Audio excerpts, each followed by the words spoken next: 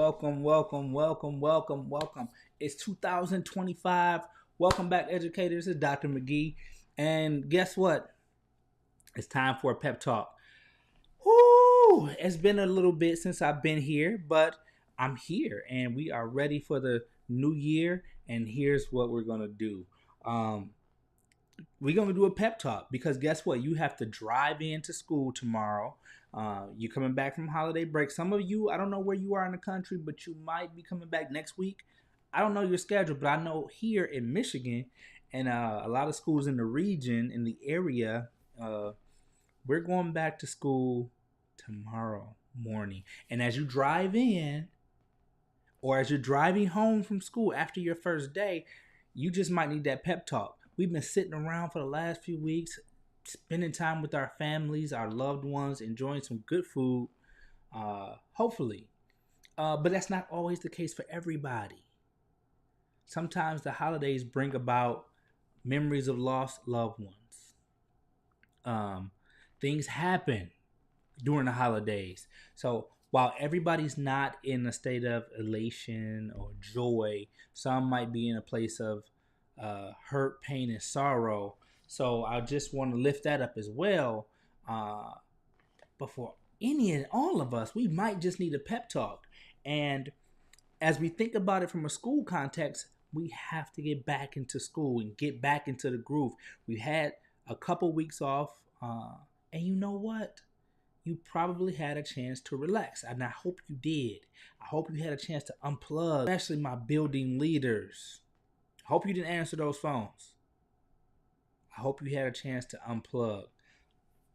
So, when we think about coming back from break,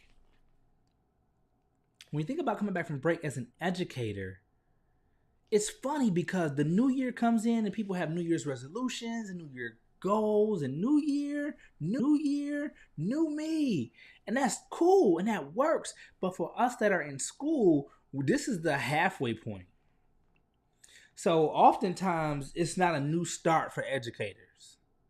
Like you've already started in August what the year is going to look like. You probably developed some type of theme for the year. For my principals, you probably have a theme, your vision laid out for the year, your values and beliefs, your theme. You have all that in place in August. And here we are in January where we're doing it in our personal lives and some of us in our business lives. But for educators and those of us that are in school, it's not really us starting new. Maybe. But what I'm really saying is that you might not, although you might not have a resolution starting new in your school context, you might need to make some adjustments. This is a time to shift. You had half the year to think about how things are working or not working. And you had a chance to take a break, reflect, think back. And I hope that you did these things. And now you can say, all right, when I go to work, when I get back into that building, when I get into my ministry, when I start to serve my purpose again, here's what I'm going to do. Here's the shift I'm going to make. I'm going to make a shift. And this is what the shift looks like. That's where you might be. So it's an adjustment. It's not necessarily a new goal, a new me, a new resolution, but yet a new way of approaching your class, approaching your scholars, approaching your colleagues, approaching your teachers, leader. As you know, I think everybody's a leader. I know that everybody's a leader. Let's stop thinking. I know everybody's a leader. So as we jump into this podcast, as we get into this pep talk, what I want you to want two things. So this is a two-part, same time, two-part. We want to not create goals, but let's address our habits. Let's talk about our habits. And we got to develop a power word, right? If you haven't done that at the beginning of the year, now's the time to put yourself a word together. And if this is not for you in school, this is for you in your your being, because you are in the context of a new year. So in some case, whether it's your personal life, your side hustle, your business, your relationship with your family, you might want to align with the calendar year. In January, create what's the word for the year. And let's address that. If you have a word for the year, please put that in the chat, put that in the comments, so we can just start leaning on each other on our words, and maybe find ways to keep each other accountable for a community that we're going to. Don't get it twisted. This is going to be a community. This is going to take off, and people are going to want this pep talk and want this motivation and share these stories to keep us in the teaching profession, the education profession. So let's start it now. Let's start it now. This is a young podcast, but I'm telling you, it's time for a pep talk. So let's get into it. Let's get into it. We're going to start with these goals, right? We're not talking about a specific goal. Well, if you want to create a habit, you start with a specific goal. So we're going to talk about the 5 steps to create a habit. Real quick, this is not going to take long, but 5 steps to create a habit, because we're not going to create a goal by itself. We're not going to create a goal by itself, but we will create these habits that we can watch and pay attention to and adjust and move and reorder in order to reach the goal that we're trying to get. So step number 1 in creating, so there's 5 steps.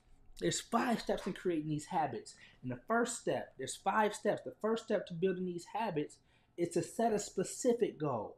A specific goal. You want the goal to be pretty specific. You want the goal to be something that is not on the surface. We talk about SMART goals, and the first thing in a SMART goal is to be specific. So we're not going to spend a lot of time here. We want your goal to be specific, right? It shouldn't just be something like, I'm going to arrive to work every day on time. That's a great goal. You give yourself a time frame. You want to arrive to work on time every day. That's great. For how long? That's how, make it an extra time step. For how long? I want to, what's a great goal in a classroom that you can have? I want to reduce my discipline referrals by 30% by spring break. That's specific. And you can measure that. How many referrals did I write? You know, you can specify, and that's a goal. That's a goal. I want to reduce my failure rate in my class. I'm talking to high school teachers. You now are creating a specific goal. So make that goal as specific as possible. You can't have these goals. I want to have a great year, or I want to do better with encouraging my attendance. I want to turn in my grades on time. I want to make sure my stuff is all in for the report cards by I want to use my record request day to. You want to create a habit. You start with a specific goal. In order to get that specific goal going, or to line up or measure up to that specific goal, now what you want to focus on is a cue. You want to develop a cue. So step number 2 in creating a habit is to develop a detailed cue. This cue is going to allow your brain to hone in on your goal. It's going to hone in and say, okay, now is the time for me to start working on this. So watch this. For instance, here's what a cue looks like. So I'm writing a book, and it is difficult to write a book, let me tell you. So one of the things that has allowed me to move forward in writing a book is I can say I'm going to write every week. I'm going to write every day for 4 hours. I'm going to write every day for 3 hours. Let's say write every day for 3 hours. That's a really good goal. But here's the cue. I want to write every day for 3 hours. I'm going to start at 8:30 and write until 12:30. So that's 4 hours. So my cue is 8:30 is usually the time I drop my kids off and everybody's at school. So 8:30 is a cue, or dropping my kids off is the cue to say, now it's time to go write the book. It's time to write chapter 7. What's a cue that you're going to use that's going to allow you to start the process? It's a cue. It happens every day. I take my kids to school every day. Your cue might be centered around when you eat lunch.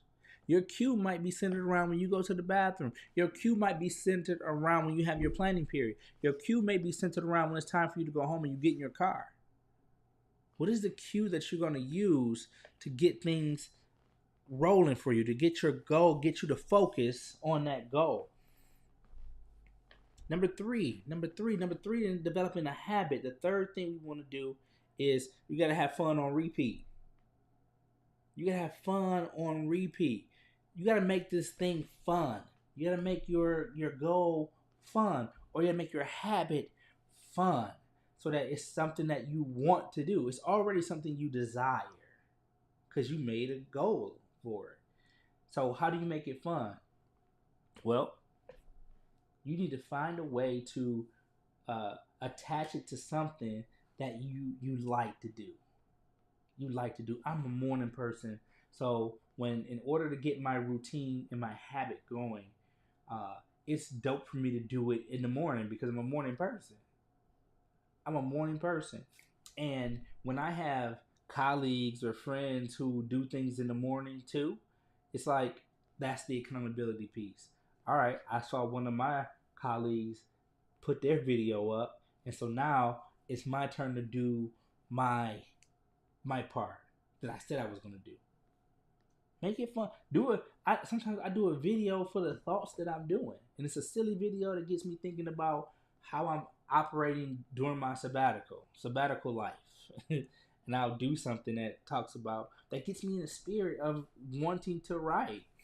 So you gotta make it fun. You gotta make it fun and find fun ways to do this. So check this out. This is not something that's just coming from me I'm making this up. I'm not. There's an article that this is coming from. So all this is based on science. So CNN has an article that was updated in 2023 in September, how to build a habit in 5 steps according to science. And they talk about how you have to have fun on repeat. You have to have fun on repeat. Repetition is the key. So you have to find ways to make this thing fun. One excellent way to make a goal pursuit fun is to try what they call, check this out, temptation bundling. Temptation bundling. And temptation bundling, it says here, consider only letting yourself enjoy an indulgence you crave while working towards your goal. Right? So in order for me, it's like, watch this. So if I'm writing a book, it's 8:30. I get in, I started writing. But while I'm writing, I'm doing something else that I enjoy. What is that? So if you're at the gym and you can only watch your favorite podcast while you're on a treadmill, whatever that looks like is how you do this thing called temptation bundling, right? This is science research. You can check the article out. It's a CNN Health article. That's what they talk about when it comes to this idea of temptation bundling and making it fun. All right. So that's number 3, right? Number 4, you have to have some emergency reserves. You got to have some emergency reserves. You have to have some level of flexibility in your goal setting process, in your habit forming process. You got to have some flexibility, right? When your routine is too brittle, it's too stringent, it's too strict, it'll throw you off. And as an educator, you know how this works. And as an educator that has kids, or if you're a building leader, you know how this works. You have every intention to be in class on time, to be in the building on time. And as you pull up, your kid throws up. You pull up, your kid has to go take your kid to the bus stop if the bus didn't come. You have to make a detour. You get stuck in the snow. It's in the winter. Things happen. And if your cue is when you get in the building, you're going to do this at this time, but something causes you not to be able to make it there during that time, you have to have an emergency reserve so that, okay, now that it didn't happen at 8:30 in the morning, now I have to do it when I get to my car. I have to do it on the way home, whether that's meditation, prayer, uh, journaling, whatever that looks like for you as the goal or the habit that you're trying to establish. Boom, have some emergency reserves in place so that when things get too tough, when things get in the way, you have an escape route and you still hit your metric for the day. You still practice your habit and you're now still in repetition. It makes a difference when you have some emergency reserves that fosters flexibility. You got to have flexibility in it. And then the last thing we're going to talk about as far as the 5 steps to building a habit. The last one is you got to find community. You got to find community. You have to find a group of people that might be doing the same thing you're doing, that's interested in what you're interested in. What does that community look like? Who's in there? And then you start using the energy of those people that are in the same space that you're in. That way, when you do fall back, fall off, slip, you now have some partners that make you feel like, hey, you know what? It's okay. Get back up and keep going. And you're not doing it alone. You're not doing it in a vacuum where it's just you. Because oftentimes you will let yourself down more than anybody else. You hold other people accountable, but you will let yourself down all day. So make sure you find some community that'll help you with that. So those are the 5 steps. Find a specific goal, create a specific goal, develop some cues to help you remember what it is you need to do, help you stay on point, stay repetitious about your goal. Have your fun on repeat. Temptation bundling. Only do your thing that you love when you are actively in the midst of doing your habit, exercising your habit. Have some emergency reserves. You have to be flexible because everything's not going to work perfectly every day. So be willing to be flexible and find a different route to get to where you're going. And lastly, find community. Find community. All right. So let's jump into this real quick and we're going to get out of here because your Monday morning is about to start. Your school year is about to start. And check this out. Here's our quote of the podcast. You'll never change your life until you change something you do daily. Leadership guru John Maxwell said this. You'll never change your life until you change something you do daily. What do you want to change daily? What do you want to change? You decide that. Not me, not your supervisor, not your principal, not your kids. No, you decide. You decide what that looks like. That's the quote of the podcast. And then lastly, you gotta develop your power word. Power word. For 2025, I'm diving all in power words. I'm diving all in on power skills. And we're gonna make this a focus because when you have the ability to tap in when you've lost hope, when you can tap in when you're not optimistic anymore, when you're feeling defeated, sometimes all it takes is a word to bring the hope back, to bring the trust back, to bring the focus back. So what's your word? What's your word for the year? My word? Selfish. Selfish. In 2025, Dr. Jason McGee is going to be selfish. You right. That's right. You heard it. I'm going to be selfish. But don't judge me on my word. What's your word? Figure out your word. And don't just watch your words. Don't just watch your words. Activate your words. Don't just sit there and look at your word like, yeah, that's my word for the year. My word for the year is trust. My word of the year is surrender. My word of the year is, you have to activate your word. So if your word is surrender, activate surrendering. Let it go. If your word is action, make sure that you are focused on action. My word is selfish. So I'm going to create a goal around being selfish and some habits that's going to help me continue to be selfish in what it is that I do. And it's going to help me put this book out in a couple months. So I'm excited about it. Make sure you pick it up. Make sure you stay tuned because it's coming. And as I focus on being a better me, I'm going to be selfish in 2025. How say you? It's time for a pep talk. Let's make it a great week. Let's make it a great day. And let's have some great moments in our classrooms, in our schools, and in our communities. And remember, you are a leader. You lead you. And I love you. And I look forward to everything that's coming this semester, the rest of this month, the rest of this year.